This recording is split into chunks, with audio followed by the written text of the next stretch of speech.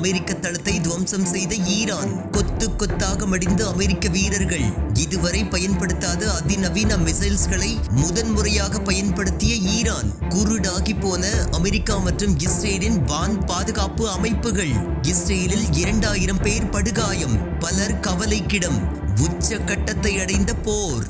பஹ்ரைனில் உள்ள அமெரிக்காவின் 5வது கடற்படை தளத்தை குறிவைத்து ஈரான் நடத்திய தாக்குதலில் 21 அமெரிக்க வீரர்கள் கொல்லப்பட்டுள்ளதாக செய்தி வெளியாகி பெரும் பரபரப்பை ஏற்படுத்தியுள்ளது. இதனால் போர் தீவிரமடைந்து அடுத்த கட்டத்தை நெருங்கியுள்ளது. ஏற்கனவே சுமார் 2000 பேர் மருத்துவமனைகளில் அனுமதிக்கப்பட்டுள்ளதாக இஸ்ரேல் அண்மை செய்தியை வெளியிட்டுள்ளது. கடந்த 24 மணி நேரத்தில் மட்டும் இஸ்ரேலில் 157 பேர் படுகாயமடைந்துள்ளனர். இதில் பலரின் நிலை கவலைக்கிடமாக உள்ளதாக கூறப்படுகிறது.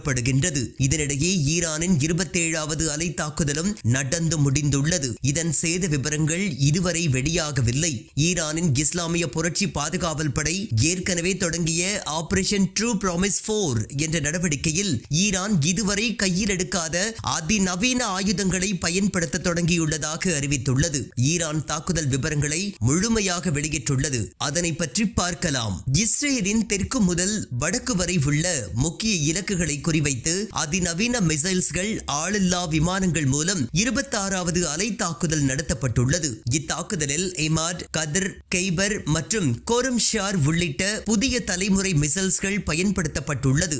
இதில் எமாட் மிசைலானது சுமார் 750 கிலோ வெடிமருந்தை சுமந்து கொண்டு 1700 கிலோமீட்டர் பயணித்து மிக துல்லியமாக இலக்கை தாக்கும் மிசைல்ஸ் ஆகும். இது எதிரி ஏவுகணைகளிடம் சிக்காமல் தப்பித்து சென்று இலக்கை தாக்கும் தன்மை கொண்டது. இந்த மிசைல்ஸ் ஈரான் தற்போது பயன்படுத்தியுள்ளது. அடுத்த அரக்கன் காதர் மிசைல் ஆகும். இது சுமார் 1000 கிலோ, அதாவது 1 டன் எடை கொண்ட வெடிமருந்தை சுமந்து கொண்டு சுமார் 2000 கிலோமீட்டர் பயணித்து இலக்கை துல்லியமாக தாக்கும் திறன் கொண்டது. அடுத்த ஆயுதம் கைபர் மிசைல்ஸ். இது ஒலியை விட 16 மடங்கு வேகமாக சுமார் 2000 கிலோமீட்டர் தூரம் பயணித்து சுமார் 1800 கிலோ எடை கொண்ட வெடிமருந்தை செலுத்தும் திறன் கொண்டது. அடுத்தது கோரம்ஷார். இதுதான் இஸ்ரேல் அமெரிக்காவை அலறவிடும் முக்கிய ஆயுதம். சுமார் 1800 கிலோ வெடிமருந்தை சுமந்து சென்று 2000 கிலோமீட்டருக்கு அப்பால் உள்ள இலக்கை துல்லியமாக தாக்கும். இதன் பலம் சிதறும் குண்டுகளாகும். இந்த ஏவுகணையை இடைமறித்தாலும் அதில் உள்ள குண்டுகள் சிதறி